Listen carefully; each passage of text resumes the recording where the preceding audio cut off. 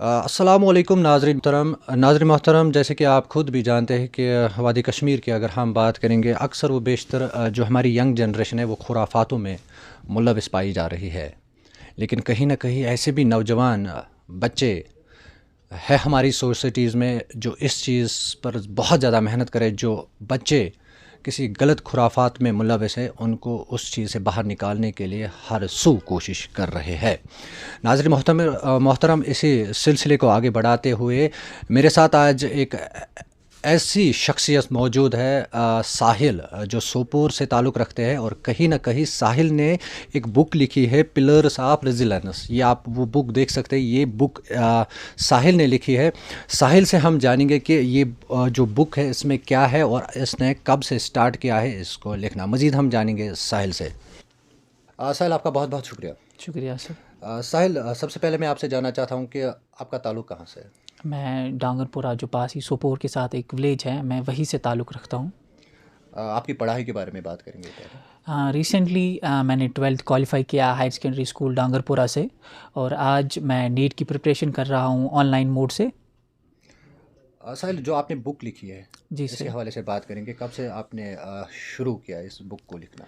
Book को बहुत पहले, कुछ 2-4 साल पहले, 2020-2021 में मैंने स्टार्ट करा।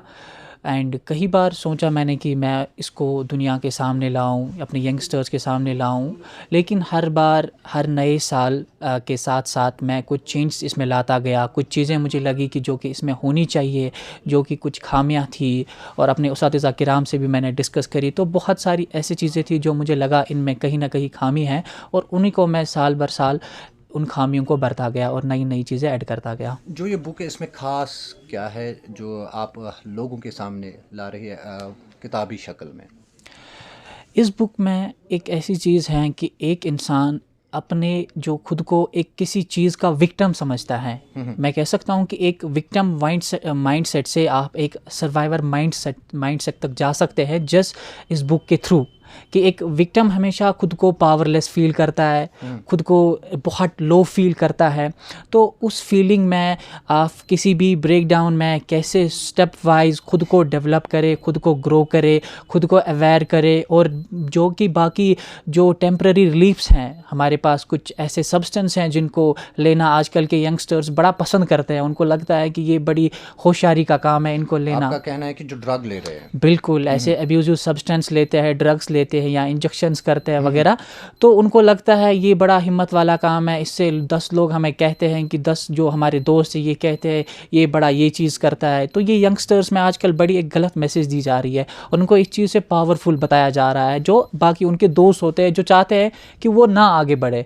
तो इस बुक में मैंने यही चीज़ को slowly step wise, chapter wise अच्छी तरीके से डिफ़ाइन करा कि कैसे ये चीज़ें जो है ये एक कपड़ा है आपके ज़ख़म के ऊपर, सिर्फ उस ज़ख़म को आपकी नज़रों से दूर रखने के लिए। बिल्कुल।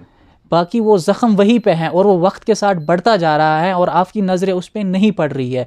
तो इन चीज़ों से बाहर निकल कर अपने ज़ख़म को देखे, अपने ज़ख़म की असली गहराई को देखे और उसे वक्त दे।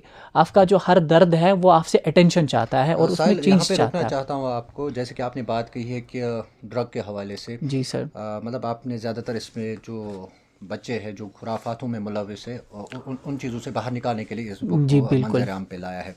आज आपकी बुक मंजर आम पे आ रही है और कहीं ना कहीं अगर देखा जाए कि हमने भी देखा है कि कई लोगों ने जहाँ पे आपने ये इस चीज़ को शाया किया है, सारे लोग आपसे इंस्पायर हुए। जैसे बच्चों की बात करेंगे, यहाँ तक कि बड़े लोगों की बात करेंगे। कैसा आप महसूस कर रहे हैं इस चीज़ को? ये अल्हम्दुलिल्लाह ये एक बहुत अच्छी फीलिंग होती है और हर राइटर चाहता है कि उसके काम का जो है ज़िक्र किया जाए, उसके काम को बढ़ावा दिया जाए उसके काम को। ये एक हर राइटर का एक यकीनी एक तज़किरा होता है उसके अंदर कि वो अपनी काम की बड़ाई सुने। और वो सबसे बड़ी चीज़ होती है कि लोग आपके काम को पसंद करें। तो ये एक बड़ी चीज़ है, क्योंकि मेरी जो बुक है ये रिलेटेड ही है आज के जो सिचुएशंस हो रहे हैं। आजकल का एक यंगस्टर अपने कमरे में खुद को बंद लेके, खुद को कोई सेल्फ ब्लेम दे के, खुद को किसी चीज़ का कसूरवार ठहरा के अपने कमरे में बंद होके कुछ ऐसी चीज़ें करता है। और मैंने उसी चीज़ को उठाकर इस बुक में डाला कि आप वो चीज़ें ना करें। साहिल, एक और बात मैं आपसे जानना चाहता हूँ कि बुक का सफ़र जो आपने शुरू किया है, कितनी हर्डल्स का सामना करना पड़ा आपको? तो सबसे पहले मैंने जब लिखना स्टार्ट करा तो I was in 6th-7th। I also mentioned I got a teacher there, Rabia Gilani, जो बहुत हेल्पफुल रही। मतलब आई कांट टेल यू कि उसने, मतलब मैं जो लिखता था उस टाइम पे, मतलब मैं आपको भी बताऊं क्या लिखता था यू विल लॉफ। तो बट वो इस तरह से अप्रिशिएट करती थी कि मेरे अंदर फीलिंग आती थी कि मैंने पता नहीं क्या लिखा था। बट आज के टाइम में जब मैं वही चीज़ें पढ़ता हूँ जो मतलब मैंने उस टाइम पे अपनी उस उसातिज़ा को दिखाया, तो मतलब लिटरली मैं हंसता हूँ कि मतलब वो कैसे मुझे इन चीज़ों पे अप्रिशिएट करती थी, कोई माना ही नहीं होता था उन चीज़ों का। सो वहाँ से मुझे बहुत ज़्यादा बूस्ट मिला। तो उसके बाद जो ही मैं हायर सेकेंडरी स्कूल डांगरपुरा में आया, वहाँ पे भी मैं टीचर्स का बहुत ज़्यादा शुक्रगुजार हूँ, ख़ासकर जो हमारी वहाँ पे इंग्लिश डिपार्टमेंट था और हमारे फ़िज़िक्स के सरजील अब्बास सर थे, उन्होंने बहुत ज़्यादा हेल्प करी, एक सपोर्टिव हैंड रहा वहाँ पर भी। बिल्कुल भरपूर, मैं कुछ भी लिखता था तो इंग्लिश डिपार्टमेंट था, हमेशा देखता था उसे, उसमें गलतियाँ निकालता था, तो बहुत ज़्यादा हेल्पफुल रहा। और फिर 10th में ही 2020-21 में मैंने बुक लिखना स्टार्ट करी और आज 2024 में इसे कंप्लीट करके लोगों के सामने लाया। साहिल, एक और बात मैं आपसे जानना चाहता हूँ कि बुक के हवाले से ही हम बात कर रहे हैं, लोग नेगेटिव कमेंट्स भी करेंगे, उस चीज़ को आप कैसे देखेंगे?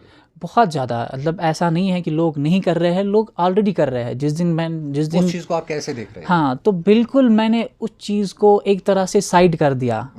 तो मेरे लिए वो चीज़ मायने नहीं रखती है। ये चीज़ मायने रखती है, मैं जब घर जा रहा हूँ, मेरा फादर, मेरे बाबा, मेरी अम्मी मेरी और फ़ख्र की नज़र से देखते हैं, ये काफ़ी है। मैं सोसाइटी में जा रहा हूँ, 10 लोग कह रहे हैं कि हाँ यार, इसने अपनी सोसाइटी के लिए कुछ किया। ऐसी प्रेजेंट सिचुएशन है, ऐसी की नीड है बहुत ज़्यादा इन चीज़ों पे काम करने की, कि ताकि सोसाइटी को इस चीज़ से बाहर लिया जाए। तो मैं उन चीज़ों को टोटली अनदेखा करता हूँ, मेरे लिए मायने बिल्कुल नहीं रखते हैं, क्योंकि मुझे पता है मैंने क्या किया है। और जो जानने वाले लोग हैं, जिनको पता है कि इन चीज़ों में कितनी मेहनत लगती है, तो वो अप्रिशिएट कर रहे हैं और बिल्कुल मेरे लिए उनकी अप्रिसिएशन ही मायने रखती है। मुस्तकबिल में आपका क्या प्लान है? इंशाल्लाह फ़िलहाल तो नीट की पढ़ाई चल रही है और आगे भी मैं इस चीज़ पे मुसलसल काम करता रहूँगा और नई इसी रिलेटेड चीज़ें आसान करके, ताकि लोग आसानी से पढ़ पाए, आसान चीज़ों में, आसान अल्फाजों में इन्हीं चीज़ों को डिफ़ाइन करके लाऊँगा आगे। और इंशाल्लाह आगे भी बहुत सारी ऐसी बुक्स आएंगी इसी चीज़ के रिलेटेड, जब तक न एक सोसाइटी को एक पूरा ड्रग फ्री, ऐसे अब्यूजिव सब्सटेंस फ्री, मतलब कोई ऐसा ना यंगस्टर बचे कि जो इन चीज़ों में मुलविस हो। मेरा यही टारगेट है कि हर कोई इन चीज़ों से बाहर आके खुद को सेल्फ अवेयर करे, खुद को ग्रो करे, खुद को मतलब सबसे बड़ी चीज़ होती है इंसान में खुद को माफ़ करना किसी चीज़ के लिए। ये एक ज़रिया बन गया है आजकल कि खुद को ब्लेम दे रहे हो और फिर उसी चीज़ को बुलाने के लिए आप कुछ पी रहे हो, चीज़ ले रहे हैं। हाँ बिल्कुल, ये यंगस्टर्स ने एक ट्रेंड बनाया हुआ है कि आप कह रहे हो ये मेरे से गलती हो गई, अब इसी गलती बुलाने के लिए मैं पी रहा हूँ। मतलब ये ऐसा वो फिल्मी वाला सीन हो गया है आजकल की सोसाइटी में। तो मैं लोगों को इन चीज़ों से बाहर निकालना चाहता हूँ और जिस दिन इंशाल्लाह ये मकसद कामयाब होगा मेरा, तो उस दिन मेरी कामयाबी होगी। जाते जाते मेरा आपसे आखिरी सवाल रहेगा, बहुत बातें आपसे आपने की है यहाँ पे ड्रग्स को लेके, ज़्यादातर आप इसी चीज़ पर फोकस कर रहे हैं कि जो हमारी सोसाइटीज़ में सोशल लेवल्स ज़्यादातर देखने को मिल रहे हैं। यहाँ तक कि ड्रग्स, जो बच्चा कोई गलती कर रहा है उस चीज़ को बुलाने के लिए ड्रग ले रहा है, जिसकी वजह से उसका मुस्तकबिल ख़राब हो रहा है। आप जैसे बहुत ज़्यादा बडिंग राइटर्स आज के डेट में देखने को मिल रहे हैं हमें सोसाइटीज़ में, उनके लिए आपकी क्या मैसेज रहेगी? तो जो भी राइटर्स हैं, मुझसे बेहतर भी हैं और मेरे मतलब आ भी रहे हैं नए सोसाइटी में, तो उनसे मेरी उनकी तरफ यही एक मैसेज है मेरी कि वो इस चीज़ को प्रायोरिटी पे रखे, क्योंकि सोसाइटी को इस टाइम पे सबसे ज़्यादा ज़रूरत है इस चीज़ की कि हमारे जो यंगस्टर्स हैं, जो कल की जनरेशन डिसाइड करने वाले हैं, वो इस चीज़ से बाहर आए, ताकि कल हमारे पास एक बेहतर कंट्री हो, एक बेहतर यूटी हो, एक बेहतर सोसाइटी हो, जिसे हम प्राउडली कह सके कि हम इस सोसाइटी से बिलोंग करते हैं। तो आगे वाले राइटर्स के लिए या जो लिख रहे हैं इस चीज़ में या जिन्होंने लिखा है, सबके लिए यही मैसेज है कि इस चीज़ को मुसलसल लिखते जाए, लिखना नहीं रोकना है इस चीज़ के बारे में। जिस दिन हम रुके, सोसाइटी ओब्वियसली खुद ब खुद उस दिन लो फील करना स्टार्ट करेगी, चीज़ें ज़्यादा से ज़्यादा।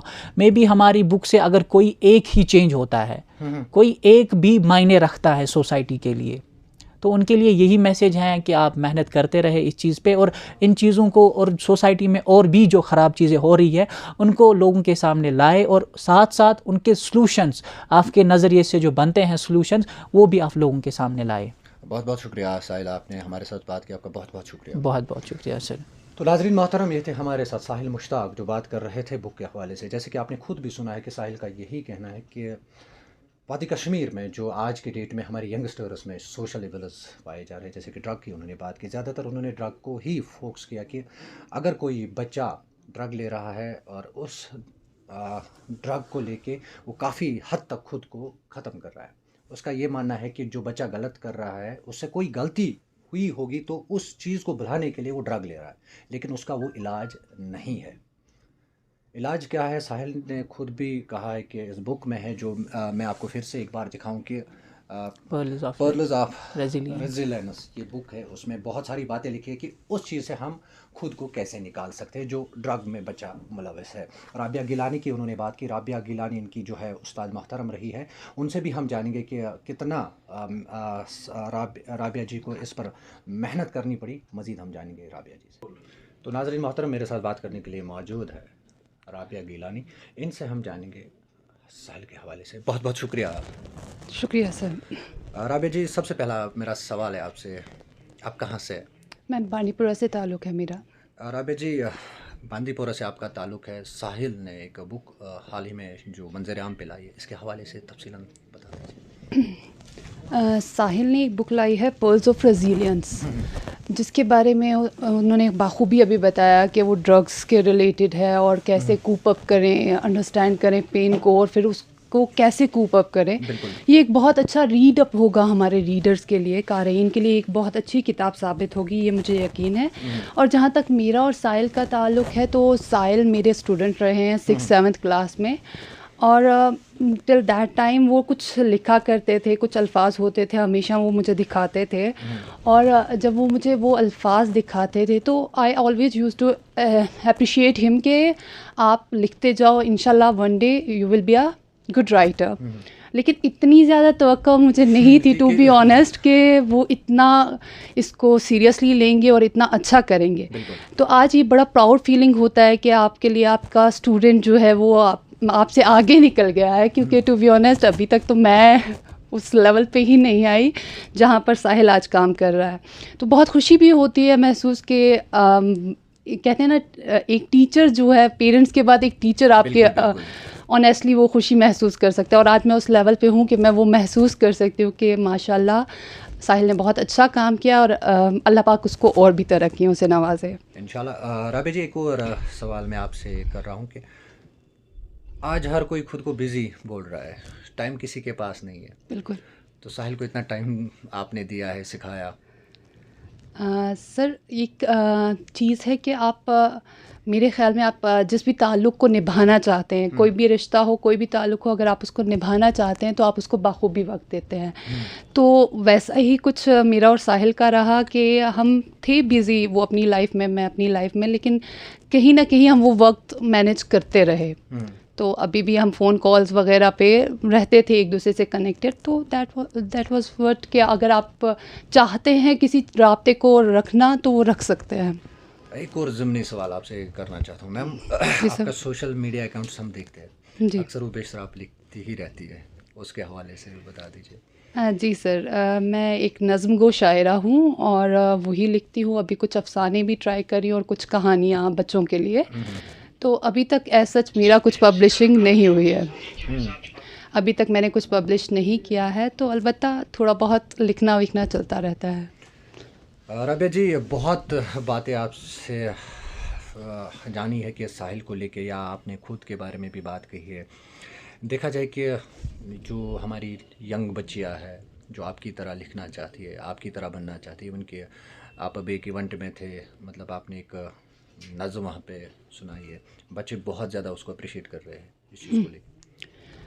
सर मेरा तो सबके लिए यही मैसेज रहेगा, जो भी बच्चियाँ लिखना चाह रही हैं, एक बच्चियों की एक बाउंड्री होती है, गर्ल्स की एक बाउंड्री होती है। वो क्या करते हैं कि जब भी हम जो भी राइटर्स हैं वो इमोशंस लिखते हैं, और जब भी एक गर्ल इमोशन लिखती है तो उसके लिए उसको मंजर आम पे लाना बहुत मुश्किल काम होता है। उसका रीज़न एक ये भी है कि पहले ही मेरे ख्याल में गर्ल्स को जो है वो एक्सेप्ट करना बहुत इस दुनिया में मुश्किल काम है। और फिर जब एक गर्ल अपने इमोशंस को मंजर आम पे लाती है तो उसको रिजेक्शन का सामना करना पड़ता है, और वो ऑलमोस्ट हर लड़की को करना पड़ता है। तो मेरे ख्याल में जितने भी बच्चे लिख रहे हैं या बच्चियाँ लिख रही हैं, उनको लिखना चाहिए और किसी ऐसे को अप्रोच करना चाहिए जो उनको अप्रिशिएट करे, ना कि उनको पीछे धकेल दे और वो सोचे कि नहीं लिखना ही वर्दी नहीं है। तो लिखना चाहिए और दिखाना चाहिए, मगर दिखाने के लिए आप अपने जिस पर्सन को आप दिखा रहे हैं, आप ये देख लीजिए कि वो आपको कितना अप्रिशिएट कर सकता है, क्योंकि अप्रिसिएशन से परफेक्शन आती है।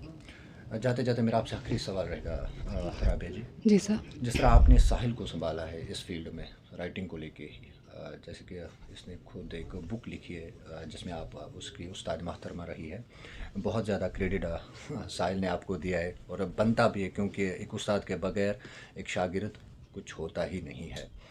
साहिल की तरह और भी बच्चे जो लिखना चाहते हैं, तो अगर वो आपसे सीखना चाहते हैं तो आप क्या उनके लिए कर सकते हैं और आपसे वो कैसे रब्ता कर सकते हैं? सर टू बी ऑनेस्ट अगर मैं आपसे कहूँ तो साहिल ने जितना ज़्यादा क्रेडिट दे दिया उतने ज़्यादा कि मैं मुस्तहिक नहीं थी, उसने ज़्यादा ही क्रेडिट दे दिया। एनीवेज़ अगर कोई बच्चा ऐसे मुझसे हेल्प लेना चाहता है, मैंने पहले बताया कि मैं नज़्म गो शायरा हूँ, मैंने आज तक गज़ल नहीं कही है, और मैं ये कहानियाँ वगैरह लिखती हूँ, अफसाने लिखती हूँ। अगर कोई बच्चा उस चीज़ में मुझसे हेल्प चाहेगा तो मैं ज़रूर इंशाल्लाह उसकी हेल्प करना चाहूँगी। बहुत बहुत शुक्रिया आपका। Thank you sir. तो नाज़रीन मोहतरम, ये थी हमारे साथ राबिया गिलानी। जैसे कि आपने खुद भी सुना है कि राबिया गिलानी एक खुद शायरा है, नज़में लिखती है, और कहीं ना कहीं उन्होंने जो साहिल मुश्ताक की बात की, और उनका यही कहना है कि साहिल एक होनहार लड़का है।